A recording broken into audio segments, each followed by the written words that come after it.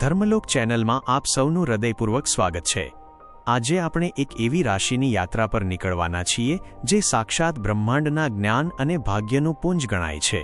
ધનુ રાશિ, જેને અંગ્રેજીમાં સેજિટેરિયસ કહેવામાં આવે છે, તે કાલપુરુષની કુંડળીમાં 9મા સ્થાન પર બિરાજમાન છે। 9મું સ્થાન એટલે ભાગ્ય, ધર્મ અને ઉચ્ચ જ્ઞાનનું દ્વાર। આ રાશિના સ્વામી દેવગુરુ બૃહસ્પતિ છે અને તેનું ચિહ્ન એક એવો ધનુર્ધર છે જેનો અડધો ભાગ અશ્વનો છે અને અડધો ભાગ મનુષ્યનો છે, જે આકાશ તરફ નિશાન સાધી રહ્યો છે। આ ચિહ્ન જ દર્શાવે છે કે ધનુ રાશિના લોકો જમીન સાથે જોડાયેલા રહીને આકાશ આંબવાની ક્ષમતા રાખે છે। તેમની નજર હંમેશા લક્ષ્ય પર હોય છે અને તેમનું જીવન સતત ઉચ્ચ આદર્શોની શોધમાં વીતે છે।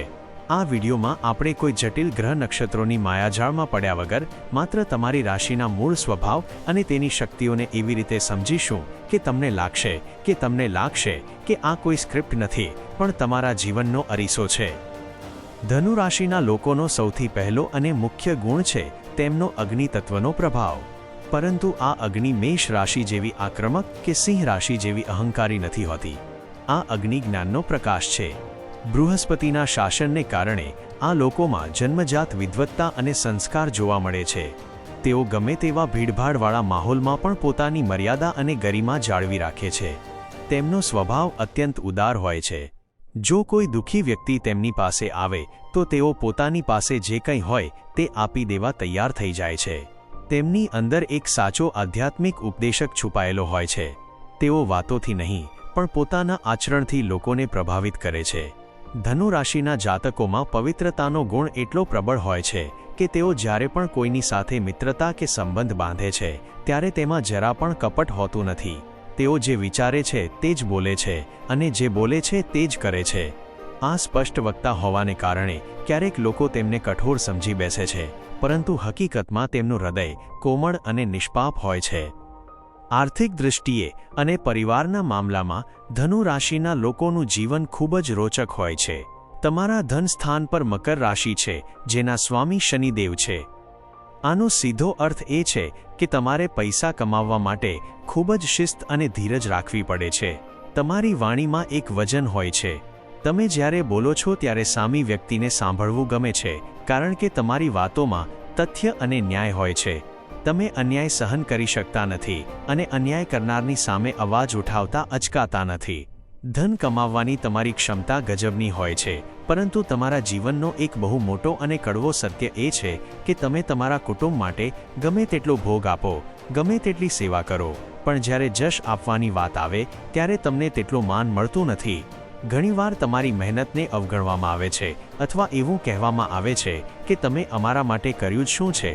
આ વાત તમને અંદરથી દુઃખી કરી શકે છે, પરંતુ ગુરુના પ્રભાવથી તમે ફરીથી બેઠા થાઓ છો અને પોતાના કર્તવ્ય પથ પર આગળ વધો છો।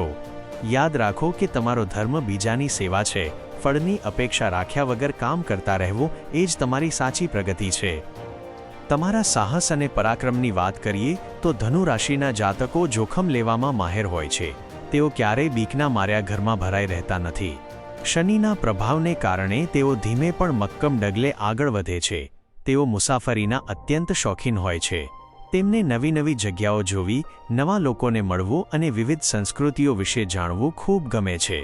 જો તમે કોઈ કામમાં અટવાઈ ગયા હોવ તો થોડા દિવસ માટે કોઈ યાત્રા પર નીકળી જજો। તમને તમારા પ્રશ્નોના જવાબ કુદરતના ખોળે જરૂર મળી જશે।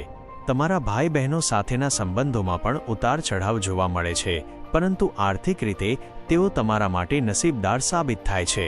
તમારો આત્મવિશ્વાસ ક્યારેય ડગતો નથી। ભલે દુનિયા તમારી વિરુદ્ધ થઈ જાય, પણ જો તમને લાગતું હોય કે તમે સાચા છો તો તમે એકલા હાથે લડવાની તાકાત ધરાવો છો।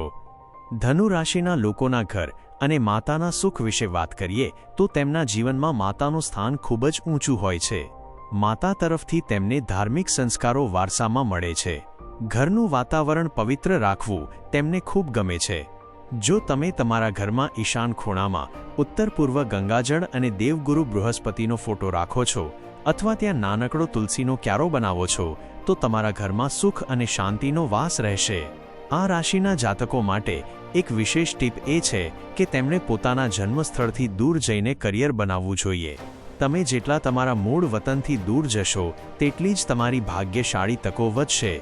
જમીન, મકાન અને પ્રોપર્ટીમાં પણ તમને સારો લાભ મળે છે. ખાસ કરીને તમારા જીવનના મધ્ય ભાગ પછી તમારી પાસે ભૌતિક સુખ સુવિધાઓનો કોઈ અભાવ રહેતો નથી. શિક્ષણ અને બુદ્ધિના ક્ષેત્રમાં તમે હંમેશા અવ્વલ રહો છો.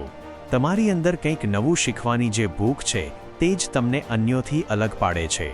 તમે માત્ર ડિગ્રી મેળવવા માટે નથી ભણતા, પણ જ્ઞાન મેળવવા માટે ભણો છો. પ્રેમ સંબંધોમાં તમે ખૂબ જ ગંભીર અને લાગણીશીલ હોવ છો. તમે જેને પ્રેમ કરો છો તેને પોતાનું સર્વસ્વ માની લો છો. છેતરપિંડી કે ધોખાધડી તમારા લોહીમાં નથી. તમારી ક્રિએટિવિટી અદ્ભુત હોય છે.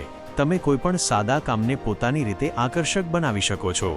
જો તમે કલા, શિક્ષણ કે સલાહકારના વ્યવસાયમાં છો તો તમારી સફળતા નિશ્ચિત છે. શત્રુઓ અને રોગના મામલામાં તમારે થોડું સાવધ રહેવાની જરૂર છે. ઘણીવાર તમારા જ નજીકના લોકો તમારી પ્રગતિ જોઈને તમારી પીઠ પાછળ વાર કરી શકે છે. સ્વાસ્થ્ય બાબતે ખાસ કરીને પાચનતંત્ર અને લીવરનું ધ્યાન રાખવું હિતાવહ છે. રોજ સવારે હળદરવાળું પાણી પીવું અથવા કેસરનું તિલક કરવું તમારા સ્વાસ્થ્ય માટે ઉત્તમ સાબિત થશે. તમારા લગ્નજીવન અને ભાગીદારીની વાત કરીએ તો તમારો જીવનસાથી ખૂબ જ બુદ્ધિશાળી અને વ્યવહારુ હોય છે. ઘણીવાર એવું બને છે કે તમે ભાવનાઓમાં વહી જાઓ છો ત્યારે તમારા પાર્ટનર તમને જમીની હકીકત બતાવે છે. તમારા લગ્ન પછી તમારું નસીબ વધુ ચમકે છે. વ્યાપારમાં પણ ભાગીદારી તમારા માટે ફાયદાકારક સાબિત થાય છે. બસ શરત એટલી કે બંને વચ્ચે પારદર્શિતા હોવી જોઈએ. ધનુ રાશિના લોકો અંદરથી ખૂબ જ મજબૂત હોય છે અને મૃત્યુ કે મોટા સંકટોનો સામનો કરવાની પણ તેમનામાં શક્તિ હોય છે. તેઓ જીવનના ગૂઢ રહસ્યો જાણવામાં રસ ધરાવે છે. તંત્ર, મંત્ર, જ્યોતિષ કે વિજ્ઞાનના અઘરા વિષયોમાં તેમની માસ્ટરી હોઈ શકે છે. તેઓ હંમેશા એવું વિચારે છે કે હું દુનિયામાં પરિવર્તન કેવી રીતે લાવી શકું.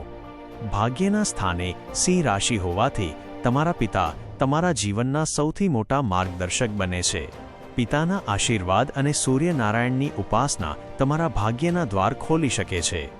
દરરોજ સવારે સૂર્યને જળ અર્પણ કરવું અને ઓમ નમો ભગવતે વાસુદેવાય મંત્રનો જાપ કરવો તમારા માટે રામબાણ ઇલાજ છે. કરિયરના ક્ષેત્રમાં તમે ખૂબ મહેનતુ છો. તમે એક જગ્યાએ બેસી રહેવાને બદલે સતત ગતિશીલ રહેવાનું પસંદ કરો છો. માર્કેટિંગ, મેનેજમેન્ટ, બેન્કિંગ અથવા એજ્યુકેશન સેક્ટરમાં તમે ટોચના સ્થાને પહોંચી શકો છો. તમારી આવક હંમેશા સંતુલિત રહે છે. શુક્રના પ્રભાવથી તમારી પાસે પૈસાની અછત ક્યારેય વર્તાતી નથી. ખાસ કરીને સ્ત્રી પક્ષ તરફથી તમને મોટો આર્થિક લાભ થવાની શક્યતાઓ રહેલી છે. વિદેશ ગમન અને ખર્ચની બાબતમાં તમારે થોડું ધ્યાન રાખવું પડશે. વિદેશ જવાના પ્રયત્નોમાં શરૂઆતમાં અવરોધો આવી શકે છે, પરંતુ અંતે તમને સફળતા મળે છે. રોકાણ માટે મંગળનો પ્રભાવ હોવાથી રિયલ એસ્ટેટ એટલે કે જમીન મકાનમાં કરેલું રોકાણ તમને કરોડોનો ફાયદો કરાવી શકે છે.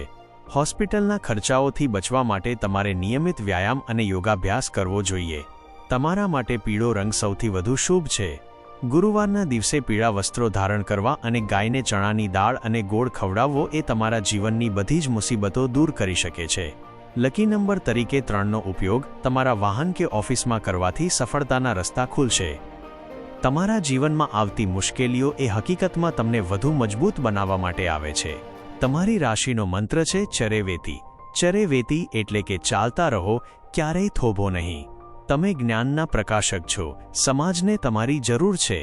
જો તમે તમારા જ્ઞાનનો ઉપયોગ નિસ્વાર્થ ભાવે કરશો તો કુદરત તમને એટલું આપશે કે તમે સંભાળી નહીં શકો. ધનુ રાશિના લોકો માટે છેલ્લી એક ખાસ ટીપ: ક્યારેય પણ કોઈ વડીલ કે બ્રાહ્મણનું અપમાન ન કરશો, કારણ કે બૃહસ્પતિ એટલે ગુરુ અને ગુરુના આશીર્વાદ વગર ધનુ રાશિ અધૂરી છે. હંમેશા હકારાત્મક રહો અને પોતાની શક્તિ પર ભરોસો રાખો. અમે આશા રાખીએ છીએ કે આ વિસ્તૃત માહિતી તમને જીવનના દરેક તબક્કે કામ આવશે. આ માત્ર એક જ્યોતિષીય વિશ્લેષણ નથી, પણ તમારા આત્માનો અવાજ છે.